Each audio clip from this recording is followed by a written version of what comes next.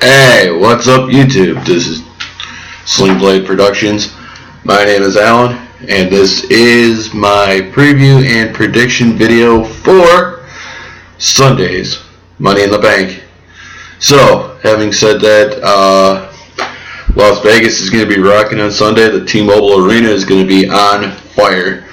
And this year's Money in the Bank is being sponsored by Gold Bond. With that in mind, I'm really looking forward to this show. I hope it's better. I hope it's as good as Extreme Rules, if not better.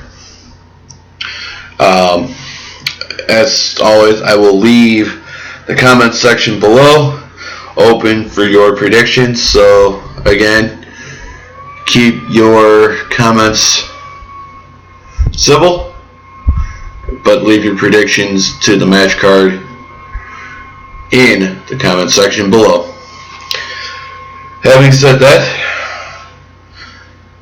I am predicting, as far as the pre-show goes, the Golden Truth, Gold Dust and R-Truth versus Breeze Dango, Tyler Breeze, and Fandango to be the first match of the night, with Breeze Dango, again Fandango, and Tyler Breeze to win by pinfall, with Tyler Breeze scoring the pinfall for his team. And the reason being, Shane and Stephanie are all about this new era and pushing the younger talent now. Goldust and R-Truth, as we all know, have been around since the Attitude Era, so they're getting up there in years, and they are seen as less valuable to the long-term future of the company and the product as a whole, whereas Fandango and Tyler Breeze are younger, have longer shelf life, and are more valuable as a commodity going forward. Having said that, this is going to be match number 2 of the pre-show. It is the Lucha Dragons versus the Dudley Boys. Predicting the Lucha Dragons to win by pinfall, with Kalisto scoring the pinfall for his team. And as stated above, this is Shane and Stephanie saying, hey, we need the younger guys to go over to look strong going forward, because they are the commodities that are going to keep growing the product and pushing it forward for the years to come. The Dudley Boys have been around for quite a while. They're probably going to retire soon, so why not have them give the Lucha Dragons the rub? Of course, Sin Cara and Kalisto have already had moderate success. Tag team champions of both NXT and the WWE. Kalisto, 2-time United States champion, and they still have bright futures ahead because they're not that old. So, need to keep making them look strong, keep going forward. This moves us to the main show.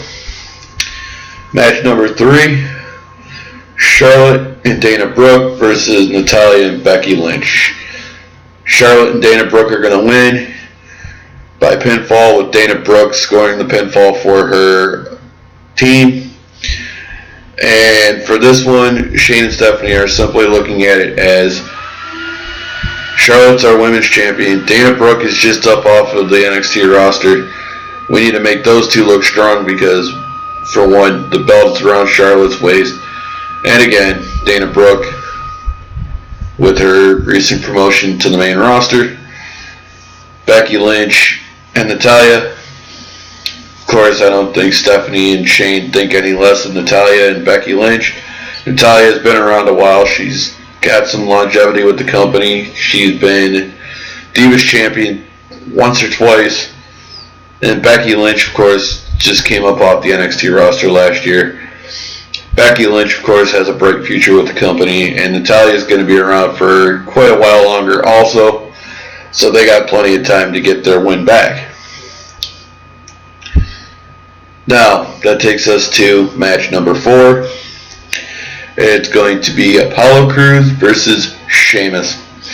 And I'm going with Apollo Crews as the winner by pinfall. Of course, Apollo Crews just got promoted to the main roster after WrestleMania. So why not push him to the moon? Because again, he's going to be around a while. Sheamus, he's getting up there in years. He's been around company now for almost a decade, if not a decade for sure, or over. He's not going to be around for very much longer. I mean, he's pushing near 40. How much longer can his body hold up? Apollo Crews, on the other hand, late 20s, early 30s, he's going to be around a while. So it's time to give him the push. Stephanie and Shane are behind him. Triple H is behind him. So they're going to protect Apollo Crews over Sheamus any day. This takes us to match number 5. Dolph Ziggler versus Baron Corbin. Predicting Baron Corbin to get the win by pinfall. And this one, Baron Corbin, he came in like a hot knife through butter. He won the Andre the Giant Memorial Battle Royal and then had his momentum stopped to a halt when he ate 2 losses on the pre-shows, Payback and Extreme Rules. He deserves better. The guy came in like a freaking wrecking ball off the NXT roster, and he's an extremely talented guy. Given the right push, he could be an icon of professional wrestling. Dolph Ziggler, as much as I love the guy, he's a hometown boy. He had 2 mediocre world title runs and then kept getting pushed lower and lower and lower and lower until he's on the pre-shows. He didn't deserve that, but it is what it is. Vince McMahon, what are you going to do about it? This takes us to match number 6. The New Day versus The Club, which is Luke Gallows and Carl Anderson versus Enzo Amore and Big Cass versus the Vaudevillains. This is the fatal 4-way match for the WWE Tag Team Championship. And I'm predicting Enzo Amore and Big Cass to get the win. As I said in my How I Would Book video, I'm going with pinfall with Big Cass getting the pinfall. Whereas in my How I Would Book, I said it would be Enzo. If you want to see that video before you finish watching this video, I will leave a link to it in the card section up here. So, with that in mind, let's get to the reason. Enzo Amore and Big Cass are extremely over, widely popular with the fans. They work their asses off. It's apparent in how their mic skills are constantly improving, their in-ring work constantly getting better, and the fans know this. They are completely behind this team. They never got the big win that they deserved in NXT, so now's the perfect time to give it to them. Having said that, Shane and Stephanie are very high on the new blood, as is Triple H, which stands to reason because, well, they were around when the current guard that's being phased down was getting their pushes. So, with that in mind, time to give them to one of the best teams of the new blood, and in my opinion, none are better in the ring or on the mic than Enzo and Cass. This takes us to match number 7. And this is Rusev with his fiancée Lana versus Titus O'Neil. And they're going to give the win to Rusev by submission. And the reason being, Vince has always protected his chosen champions. And even though Rusev had a bit of a joke year after losing the U.S. title to John Cena, and then being put in the League of Nations, which was a joke of a stable,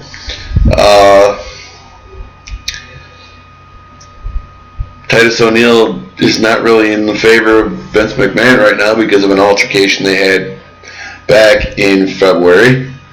And that was over Titus O'Neil wanting to show solidarity with the boss, who was watching one of his guys retire. Titus O'Neil, of course, as you all know, went to hug Vince McMahon. Vince pushed him off, and Titus pushed back and got suspended for 60 days.